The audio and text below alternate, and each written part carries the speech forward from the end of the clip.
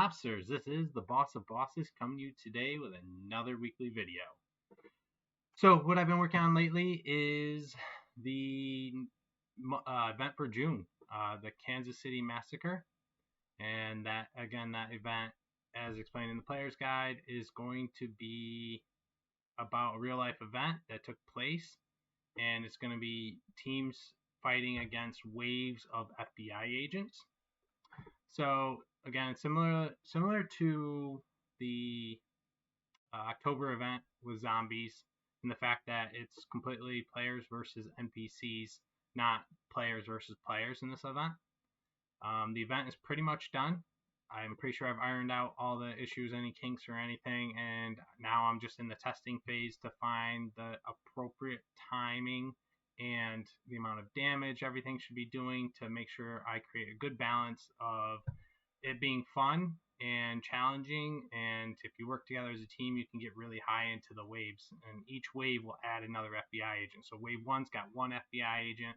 Once you take that FBI agent out, you then automatically go to wave 2, and now you've got 2 FBI agents to go against, and then so on and so forth, and each wave gives more points as you complete it. So the higher the wave, the more points you get from just completing that wave. So, and then once they completely take out your team, then you go right back to wave 1 and you start the process over, trying to grind all the way back up. Every kill will be a point, and then it's 2 points for wave 1, 4 points for wave 2, 8 points for wave 3, and so on and so forth. So it just keeps growing as you go higher. So a couple of big changes from this event to the last event, just from the overall structure of it, is there will be a 5% chance of missing your shots instead of a 10% chance. So people have a better shot at hitting and less chances of missing.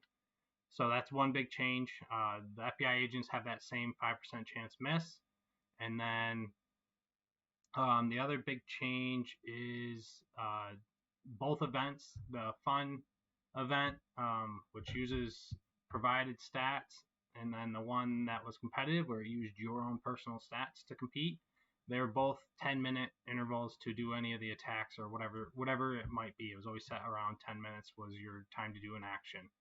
That is now changed for the fun event. The fun event will be stretched out longer. You'll only be able to attack every hour, and then the competitive will still remain every 10 minutes. So competitive is going to be a little bit more fast-paced and a lot more going on, needing a little bit more activity. But at least the fun event will be a little bit more slowed down, so the people who aren't as active can participate in this event as well, and at least enjoy it and not be so far behind because they can't, be on every 10 minutes to make an attack. Now it's only every hour, so it might be a little bit easier for people to manage. Maybe more people will sign up and play it, and if they really like it, then maybe they'll jump into competitive. So I think it's a good change overall. I think it balances it out too, to not have two, highly kind of competitive, intensive time-wise events basically back to back. So I'll split it up, make it a little bit of a difference between the two.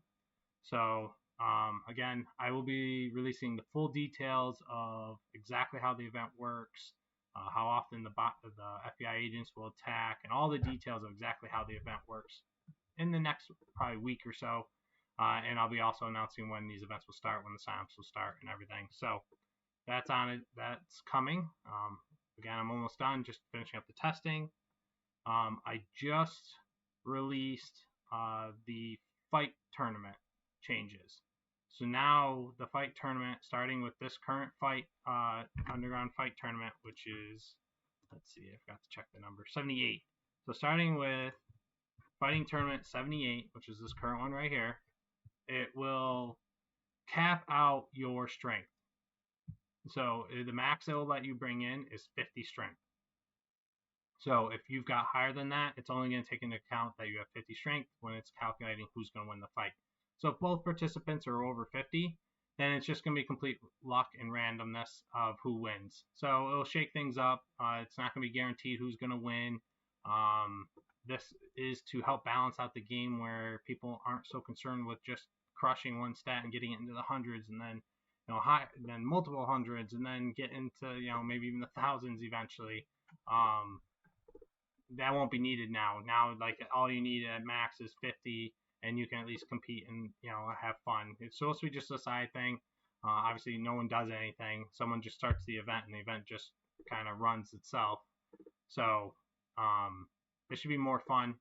So this will allow for different people to win the event, and it'll make it where hopefully like people actually start betting on who's going to win, because now you don't know. So now you can just bet and have fun. If you win, you win. If you don't, you don't. And maybe it'll spark some role play on the message boards of trying to like talk up their guy and all that. Where right now you already knew basically going into every fight like who was going to win. Like if there were the stats, my money would be guaranteed Slammer's going to win this fight. Definitely Shotgun Dave's winning his fight. This would be a toss-up, but I'd probably go with just because he's got a lot more wins. The Prince Omar would win. And then, the reigning champ, Boston Dave, who wins almost every tournament. Pretty sure he wins every single one he's in. He would definitely dominate all the way to the end. Even beating Shotgun Dave, because he does beat Shotgun Dave out. At least I'm pretty sure he does. But now it's complete randomness. Anyone can win. Fuzzy Wright, who's got one win under his belt, could win the whole thing if he gets lucky enough. If he's got 50 strength. If he doesn't have 50 strength, then he's still going to be at a huge disadvantage, and he's still not going to have a shot at winning. But at least if everyone's got 50 strength, it shakes things up, keeps things a little fair, and then hopefully balances the game where we can start moving away from being worried or concerned or afraid or dislike losing these excess in stats, because that's what it basically is boiled down to. The way the game's set up and what it requires you to have for stats to do your activities and everything, you have more stats than what you need. Most players, I'm speaking generally. So losing that excess doesn't hurt you in any way. You still have all the stats to be successful because you have excess of what you actually need, except when it comes to PvP.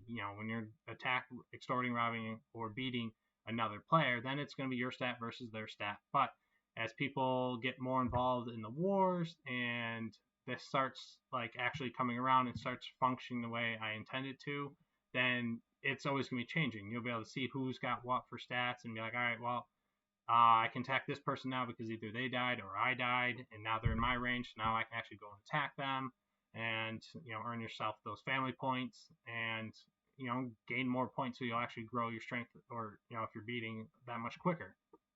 So I'm looking forward to see how this shakes out, and as always, we'll monitor it and see how it goes and maybe make further changes. Originally I was going to eventually make this fight tournament where if you won the last tournament, you wouldn't be in the next one, but because now it's basically kind of luck, I don't need to do that. But maybe other things need to be changed. Some people, not everyone gets pulled into them. Some people have been very unlucky and don't ever get pulled in, very rarely or very rarely get pulled in. So, eventually I might look into changing that up and being like, all right, well, if we can only fit like 8 people this tournament, but we've got like 14 soldiers, that means 6 people are going to be sitting out. So I'll try and code where it checks who was in the last tournament and be like, all right, these 6 people are automatically, we're going to pull those 6 people that weren't in the last one automatically, and they're going to fill the first 6 spots, and then the last 2 spots will be pulled randomly from the last tournament. Something like that. So that way it guarantees that if you weren't in the last tournament, you'll at least be in this one. So that will be something that I'll probably work on way in the future. That's minor. Again, this is just a little side fun thing. So I think there's much more things that higher priority to do than that. But that's, that just got released today. So we'll see how that goes. Then the next thing is finishing up the chat system. I haven't been able to touch it lately because I've been working on the event and a couple other minor changes. So I will be, once the event is done, I will be switching back to finalizing the chat system. Again, I want the chat system to kind of be on every single page, and it'll be down here. And like you minimize it and maximize it as you want to chat in your family. So it doesn't matter what page you go to, your family chat will be at the bottom. And you'll just be able to maximize it, and it'll just take up like, maybe, it's not going to show that. Like maybe a box that takes place like in this kind of space right here, and that's it. And then so you can chat there, and then when you're done, you minimize it, and you can still navigate and do other stuff. You can navigate even with the chat open, But if you wanted to minimize it because you're looking at a family or whatever, and it's blocking information or whatever, message board, what have you, you could be able to minimize it, maximize it. So then once that's done, another change that will be coming, I might pop this in even before I finish the chat system, just because it shouldn't take too long to do. But I've decided that I'm also going to make another change to starting of businesses. And right now, everyone has a flat 10% chance of stealing. And I'm going to change this and make it where if you are on your home turf, you will only have a 5% chance of stealing, to try and award the people who are risking their lives, because the people who are actually turf raiding, whether they're using a safe travel pass or not, that's still a hard item to get, and they still had to use it. So it's still, getting the job done of taking the time to actually fly to a hostile place instead of just logging in and then going to your business page and then clicking. It's at least a little bit more work. And if you don't have a safe travel pass, then it's obviously even more riskier. So that will be a change coming soon. Again, to incentivize the people who actually turf raid, and then the people who protect their home, have less chance stealing because they're not really going out and doing anything to earn additional chances or risking their life or anything. So that will hopefully balance that out. Keeps going the other way, one way or another, and starting businesses keeps getting a lot of changes, but it's because I'm trying to fix it and find a good happy medium where it's people on a home turf aren't crippled to the point where they have no businesses and they can't do anything, and then but not have the advantage that someone who's risking their life has. That person should have an advantage. So I'm gonna keep them at 10 and then reduce the people on home to 5%. Especially now that I put in the change where a family can only lose up to 3. I mean, that was a big deciding factor at that point. Once I put that in, I should have really done a better job or thought of it, probably more so because I did try and think of all the different scenarios that could happen, but it was an oversight or a miss that, thinking about, all right, now once that's in, now they're guaranteed protected. Now they're at least going to always have 3 businesses on their district. So at that point, all right, so now it should kind of incentivize the attackers, not the defense, and I left in all the other defense things that I've been changing. So I think that'll be good for the game. Obviously, the people who just sit at home aren't going to like it, but it makes sense, to incentivize people who actually turf raid, because every other activity is incentivized to turf raid. And then after that is the next big thing, and I'm getting really excited about this.